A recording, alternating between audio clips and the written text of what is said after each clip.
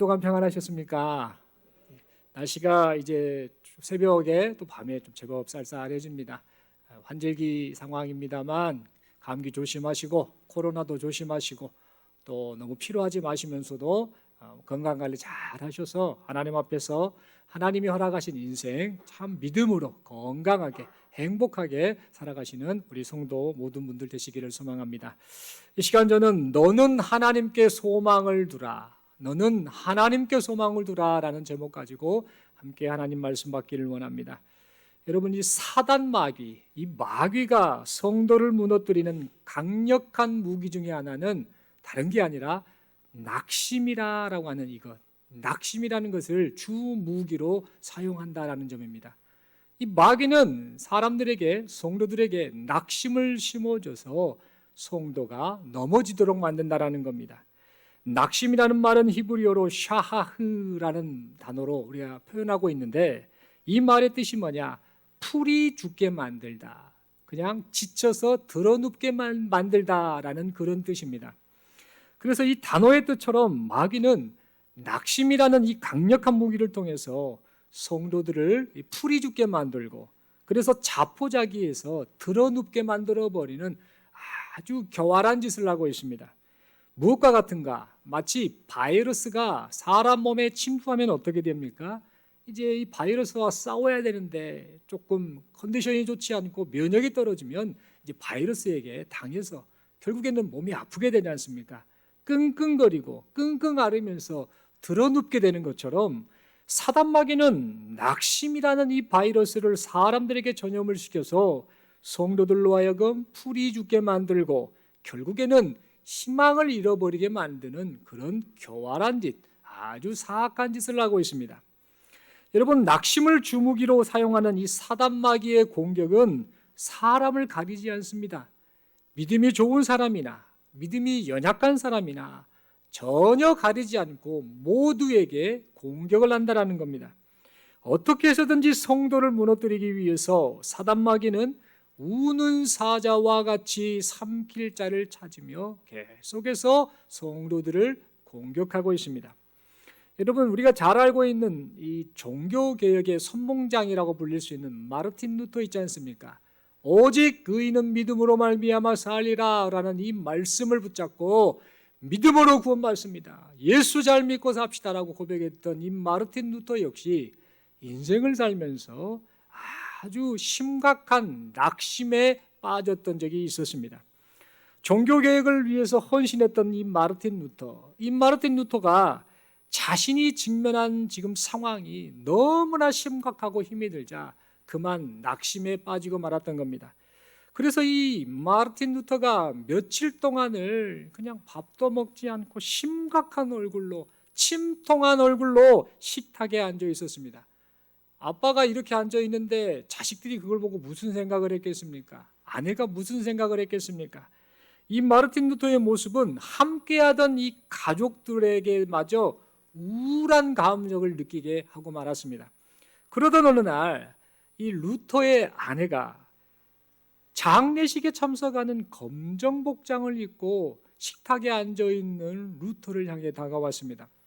그래서 루터가 깜짝 놀라서 아내를 보면서 묻습니다. 누가 돌아가셨어? 라고 이렇게 물었습니다. 그러자 이 루터의 아내가 말을 합니다. 여보, 당신이 최근에 하는 행동을 보니까 당신이 믿고 의지하는 하나님이 돌아가신 것 같아요. 당신이 믿고 의지하는 그 하나님이 돌아가신 것 같아요. 그래서 이렇게 내가 하나님의 장례식, 돌아가신 하나님의 장례식에 참석하기 위해서 이렇게 복장을 입고 준비하고 있어요 라는 말을 남겼다고 합니다. 낙심하고 있는 이 루터를 향해서 아내된 그 여인이 아주 의미심장한 말, 언중요굴이라고 그러죠. 이 말에 뼈가 있는 말로 이 루터로 하여금 낙심하지 마세요 라는 그 의도를 가지고 그렇게 말을 했던 겁니다. 그 말을 들은 루터는요, 큰 충격을 먹습니다. 그리고 생각합니다. 그렇지, 살아계신 하나님, 전능하신 하나님, 이 하나님이 나와 함께 하시는데 내가 왜 낙심하고 근심하고 염려했단 말인가? 하나님을 바라봐야지, 하나님만 의지해야지라고 마음에 결단을 하고 그 사단의 시험, 낙심병에 걸렸던 그 시험을 넉넉히 이겨냈다라고 합니다. 여러분, 이처럼 우리들 역시 인생을 살아가면서 낙심이라는 이 사단마귀의 공격을 받을 때가 있습니다. 살아가면서 낙심하지 않으려고 하지만 지금 우리가 처한 상황이 너무나 고통스럽고 힘들어서 자꾸만 이 사단의 공격 앞에 무기력하게 무너지는 우리 자신을 발견하게 됩니다. 그런데 여러분, 오늘 함께 보신 이 하나님의 말씀 시편 42편, 이 말씀을 보면 시편 42편을 기록한 이 사람 역시 우리와 똑같은 고통을 느끼고 있었고 절망 속에서 그렇게 살고 있었음을 우리가 보게 됩니다.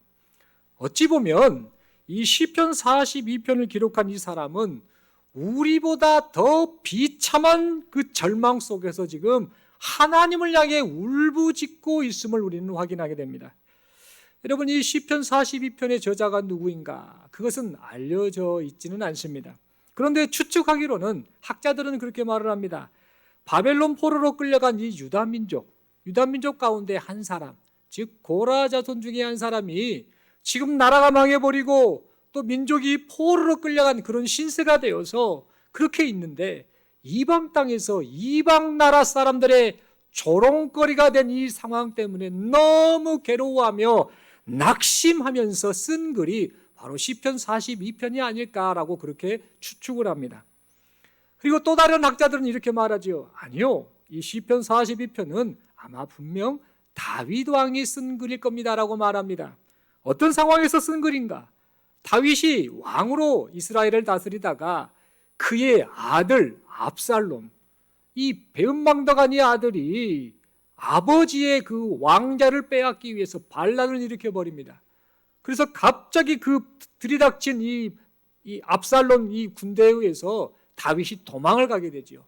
도망가면서 도망자 신세가 되었을 때에 반대파 사람들이 저 다윗 하면서 조롱하는 그 소리를 들으면서 낙심하며 쓴 글이 바로 이게 바로 시편 42편이 아닐까라고 추측을 합니다.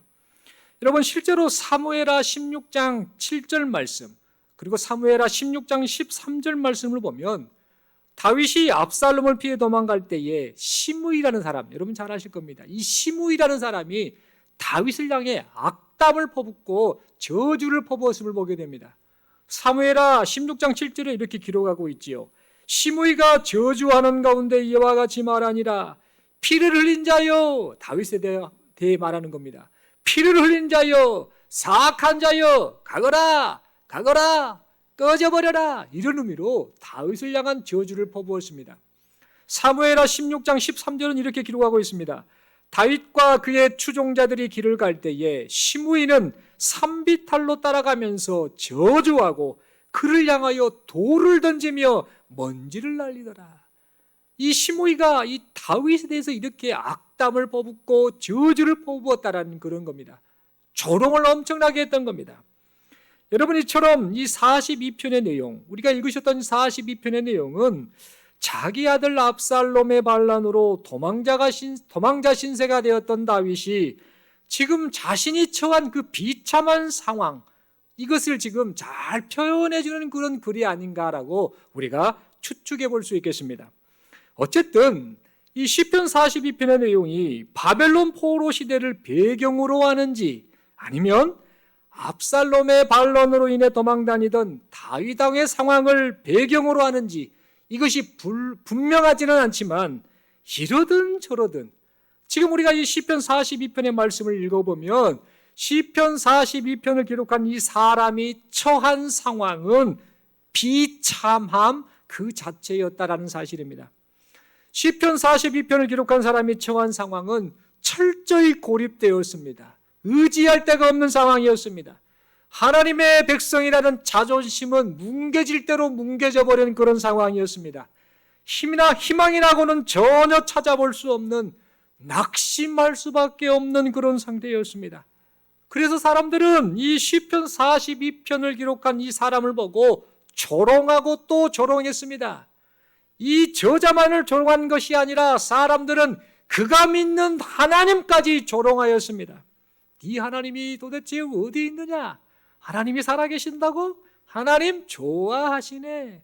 이렇게 조롱의 말로 하나님만을 의지하고 살았던 이 시편 42편의 저자를 조롱하였던 겁니다. 그래서 사람들의 조롱과 비방의 말이 오늘 보면 10절의 말씀처럼 뼈를 찌르는 칼과 같았습니다. 여러분 생각해 보십시오. 칼로 뼈를 찌르면 얼마나 고통스럽겠습니까? 그 조롱의 말 한마디 한마디가 이 저자의 뼈를 찌르는 고통과 같이 느껴졌다라는 겁니다.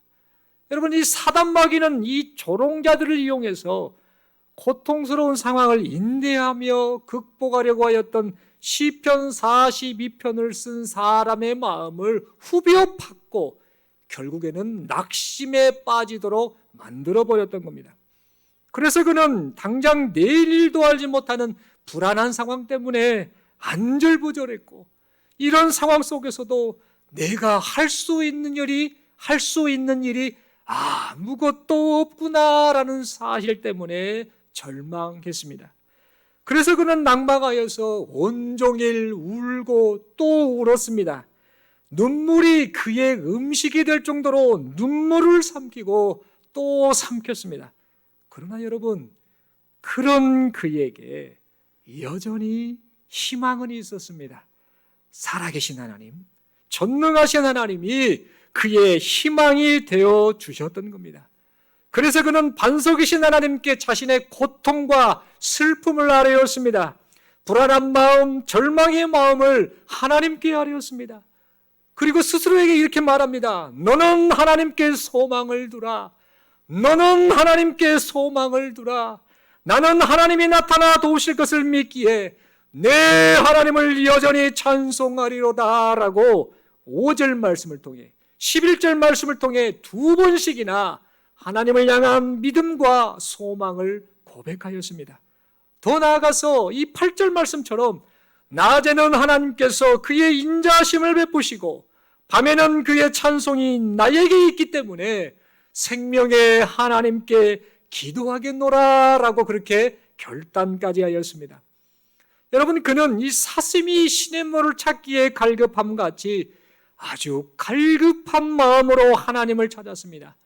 그는 진정 도움이 어디서 오는지를 분명히 알고 있었던 겁니다.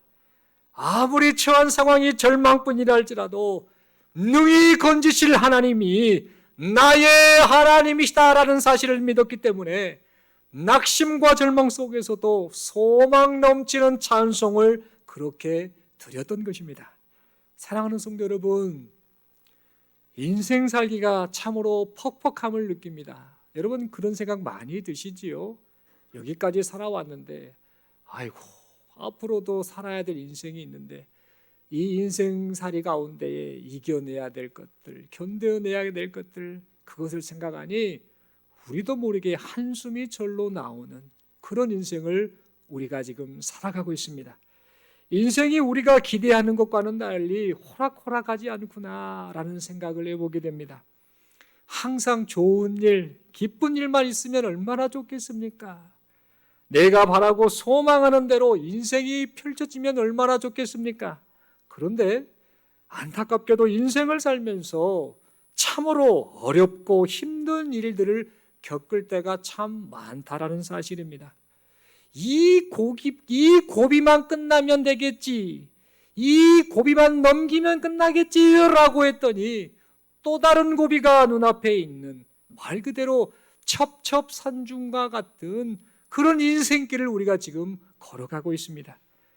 세상 사람들과 다르지 않습니까? 우리는 하나님을 믿고 살고 있지 않습니까? 하나님을 의지하고 살고 있지 않습니까? 하나님을 아버지로 모시고 살고 있지 않습니까? 그런데 그럼에도 불구하고 원치 않는 어려움과 고통으로 인해서 힘들어 지쳐 낙심할 때가 있는 것이 오늘날 우리의 현 주소입니다. 아무리 몸부림을 쳐도 상황이 바뀌지 않는 것 같고 오히려 불안과 낙심만이 몰려와 절망감에 빠져 있을 때가 너무나 많다는 겁니다. 그래서 인생길을 걷다가 지쳐서 그만 탈진하여 숨쉬는 것조차 힘들 때가 있다는 겁니다. 여러분, 이 탈진이란 표현을 썼는데 여러분 혹시 인생을 사시면서 육체적으로 혹시 탈진해 본 적이 있으십니까? 탈진해서 호흡이 거의 멈출 뻔한 적이 혹시 있지는 않으십니까? 저는 살아오면서 제가 실제로 탈진을 해본 적이 있습니다. 군대에 있을 때 그랬습니다. 이등병 때 일주일 동안 유격훈련을 받았지요. 이 유격훈련을 끝나고 나면 드디어 첫 휴가를 가는 그런 상황이었습니다. 일주일 동안 열심히 그 유격훈련을 받고 이제 체력이 바닥이 난 상태로 이제 마지막 야간 행군 40km를 무거운 군장을 딱 짊어지고 그것을 메고 이렇게 이제 부대로 복귀하는 과정이었습니다. 참 많이 지친 상황에서 그렇게 행군을 하니, 잠 못 자가면서 행군을 하니 얼마나 힘이 들었겠습니까? 그때 그 야간 행군 중에 수통, 이 물을 담아 놓은 수통에 물이 다 떨어져 버렸고 또 먹을 것도 없고 배도 고프고 계속해서 걷다 보니 많이 지쳤습니다. 설상가상으로 경사가 이 가파른 오르막을 계속해서 이 동료들과 함께 걷다가 그만 탈진해서 제가 그 자리에서 기절한 적이 있었습니다. 이렇게 말씀을 드리면 여러분들은 속으로 생각하시죠. 헤헤이 목사님 지금도 빼빼단 거 보니까 군대에 있을 때도 몸이 허약했구만 이렇게 생각하신 분이 분명 한 10분은 계실 것 같습니다. 9분일 수도 있고요. 그래서 말씀을 드리는데요. 제 몸 절대 허약하지 않았습니다. 지금도 허약하지 않습니다. 못 믿는 눈치로 지금 바라보고 계신지라 합니다만 제가 믿으라고 말씀을 드립니다. 제가 군대에 있을 때 군대 다녀오신 남자분들은 아실 겁니다만 육군 제2훈련소가 논산에 있지 않습니까? 육군 제2훈련소 소장 최우수상을 제가 받았습니다. 절대 못 믿어서 웃으신 분이 계시는데 믿든지 못 믿든지 제가 그런 적이 있습니다. 뿐만 아니라 이 병장 때는 탄력병을 권고해서 표창을 또 받았습니다. 표창을 2번씩이나 받았습니다. 이렇게 말씀을 드려도 전혀 못 믿겠다라는 표정으로 그래봤자 빼빼하고 허약하고 막 이렇게 생각하실 수도 있겠지요. 또 어떤 분들은 설교는 안 듣고 진짜로 상을 받았을까? 그것에 꽂히면 아니 됩니다. 무슨 말씀을 드리려고 그러느냐? 여러분들이 아셔야 할 것은 제가 탈진할 만큼 허약하지 않았다라는 사실입니다. 분명 건강했습니다. 그런데 그런 저도 그만 탈진해서 기절하고 말았다라는 겁니다. 당시에 이 군인들 가운데 훈련을 받다가 유격 훈련 받고 행군을 하다가 실제로 탈진해서 이 사망 사고가 일어나는 일들이 간간히 있었습니다. 설마 그 일이 내게 발생할라디야라고 생각을 했는데 그 일이 제게 일어났던 겁니다. 숨이 쉬어지지 않았고 탈진해서 정신이 혼미해졌습니다. 말 그대로 죽어가는 상황이었습니다. 그런데 그때 함께 이 행군을 했던 우리 부대 고참, 상병이었던 고참 한 명이 제가 정신을 잃은 것을 보고요, 정신을 차리게 하려고 제 뺨을 톡톡톡 치면서 박현수, 박이병 일어나 하면서 계속해서 저를 어루만져 줬습니다. 그리고 나서 정신이 돌아오도록 하더니 자기의 그 수통의 물을 제 입에 부어주면서 저로 하여금 이 탈진한 상태에서 회복되도록 정신을 차리도록 도와줬습니다. 그리고 제 정신이 돌아오니까 그 고참이 무엇을 했는가? 비상식량인 이등병들이 정말 먹고 싶고 늘 부족했던 뭘까요? 건빵. 그 건빵을 딱 빼가지고 주면서 먹으라고 하면서 저에게 했던 말이 조금만 더 가면 된다. 조금만 더 가면 부대에 복귀하니까 힘내라. 그렇게 격려를 해줬습니다. 여러분 그 덕분에 무사히 야간 그 행군을 마쳤고 부대에 복귀할 수 있었습니다. 하마터면 죽을 뻔했다가 육군사에 박연수, 이병, 행군 중 그랬다 이렇게 나올 수 있지 않았겠습니까? 그런데 감사하게도 그 어려움을 극복하게 되었다라는 겁니다. 그 귀한 고참의 모습이 지금도 눈에 선합니다. 참 고마웠다라는 생각이 듭니다. 만약 그 고참이 저를 도와주지 않았다라고 한다면 내가 어떻게 됐을까라는 그런 생각도 해보게 됩니다. 여러분, 제 이야기를 잠시 드렸는데 성경을 보니까 제가 겪었던 일과 매우 흡사한 상황을 겪었던 인물이 등장을 했더라고요. 그 사람이 누군가? 바로 엘리야 선지자입니다. 엘리야 선지자는 갈멜산에서 바알 선지자, 아세라 선지자 대략 850명이나 되는 사람과 850대 1로 영적 전쟁에서 승리했던 사람입니다. 이스라엘의 참된 신앙 회복을 위해 기여했던 믿음의 사람이었고 능력이 충만했던 하나님의 사람이었습니다. 그런데 그랬던 이 엘리야 선지자도 내가 엘리야 저놈은 반드시 죽이겠다 라면서 살해 협박을 했던 당시 왕비 이세벨의 그 살해 협박을 듣고는 불안해합니다. 떱니다. 공포감을 느낍니다. 그래서 생명을 보존하기 위해서 그 자리에서 도망을 치게 됩니다. 살아남기 위해서 가능하면 이 이세벨로부터 멀리 도망을 치게 됩니다. 그러나 이 이세벨은 내가 기필코 이 엘리야를 죽이리라 하면서 군사를 보내서 계속해서 추격을 하는 그런 상황이었지요. 그러다가 이 엘리야가 무슨 생각을 하는가? 도망을 가다가 안 되겠다. 이 이세벨의 이 살해 위협으로부터 내가 벗어날 수 없겠구나라는 그 불안감, 그 공포감을 느끼고는 그만 그 믿음의 사람, 능력의 사람 엘리야도 낙심을 하고 말게 됩니다. 그래서 이 비참함이라는 뜻을 가진 로뎀나무 아래에서 하나님께 이 엘리야가 절망의 말을 고백하게 됩니다. 하나님, 저 지쳤습니다. 하나님, 차라리 저를 죽여주세요. 하나님, 저 왕비, 이스라엘의 이 아합 부인 왕비 이세벨이 저를 죽이려고 지금 혈안이 되어 있습니다. 도망을 가도 더 이상 피할 수가 없습니다. 이 상황을 절대 벗어날 수가 없습니다. 하나님, 차라리 저를 죽여주세요. 그렇게 하나님께 절망의 고백을 하였습니다. 여러분, 이 엘리야 선지자는 믿음과 능력이 충만했던 하나님의 사람이었음에도 불구하고 자신이 직면한 이 상황만을 보고, 눈앞에 보이는 상황만을 보고 낙심과 절망을 하고 말았던 것입니다. 그런데 여러분, 엘리야가 그렇게 지쳐 있을 때에 하나님께서 절망한 엘리야에게 찾아오셨습니다. 엘리야를 찾아오신 하나님께서는 엘리야가 네가 왜 낙심했느냐? 네가 왜 믿음이 없느냐라고 이렇게 책망하지 않으셨습니다. 그 아픔을 아셨습니다.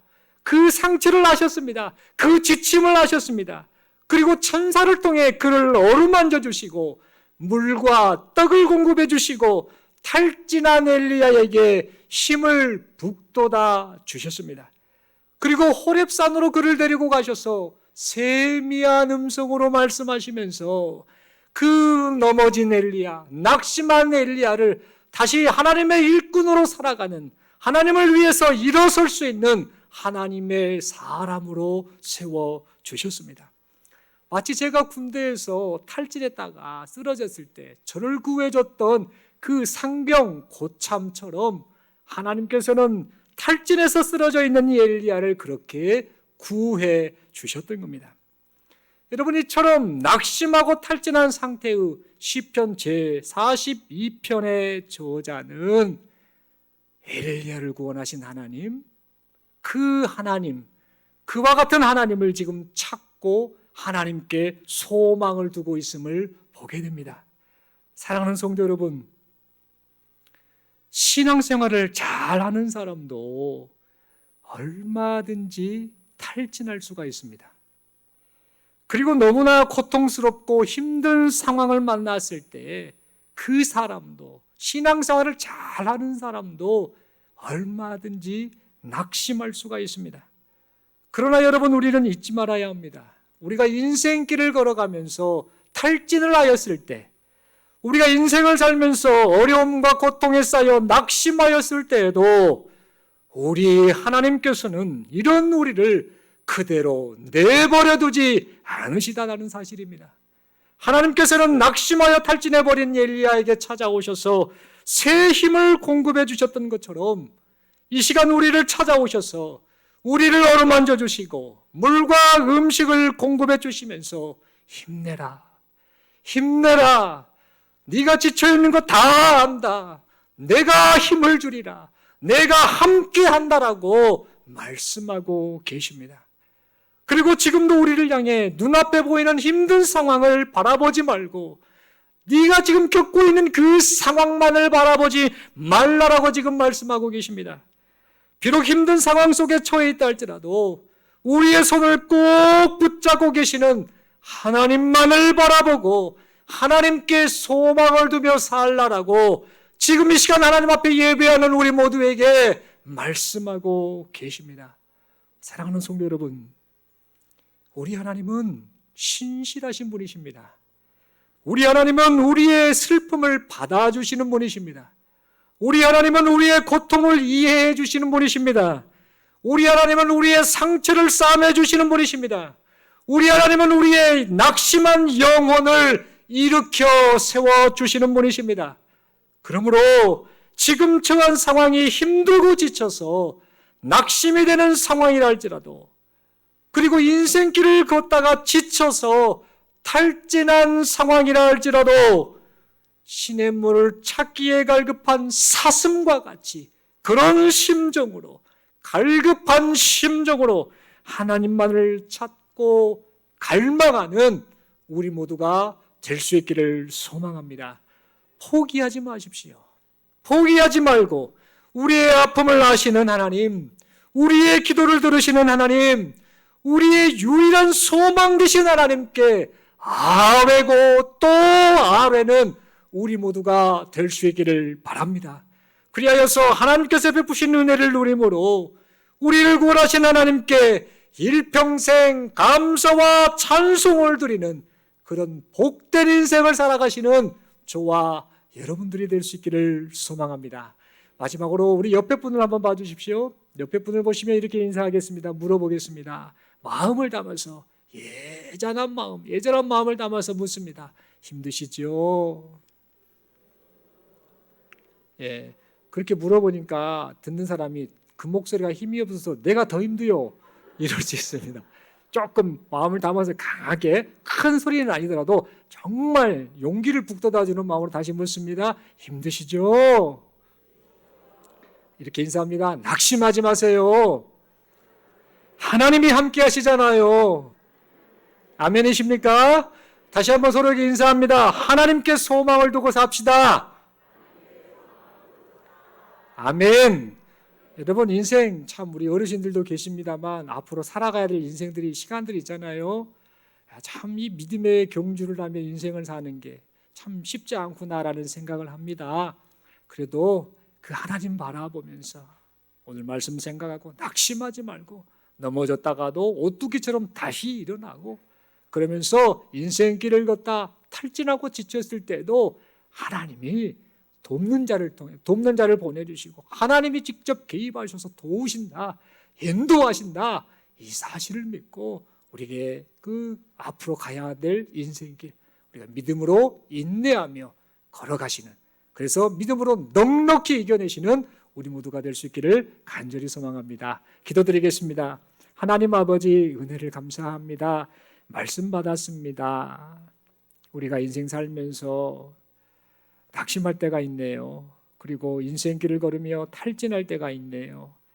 의지할 때가 없어서 힘들 때가 있네요. 하나님, 오늘 말씀을 통해 우리를 위로하시고 우리 슬픔을 아시고 우리에게 힘주시는 하나님, 그 하나님께 소망을 두며 살겠노라고 결단하고 하나님께 기도합니다. 그 하나님의 놀라우신 은혜가 우리에게 임하기를 소망하며 기도합니다. 은혜를 베풀어 주시옵소서. 사랑하는 성도들 한 사람 한 사람 이 시간 만나 주시고 신방하여 주셔서 위로받게 하시고 새 힘을 내게 하시고 탈진함이 이제 강건함으로 바뀌게 하시고 낙심이 희망과 기쁨과 감사로 바뀌는 놀라운 은혜가 있게 하여 주시옵소서. 이런 은혜를 베풀어 주심을 믿고 감사드리오며 우리 주님 예수님 이름으로 기도드리옵나이다. 아멘.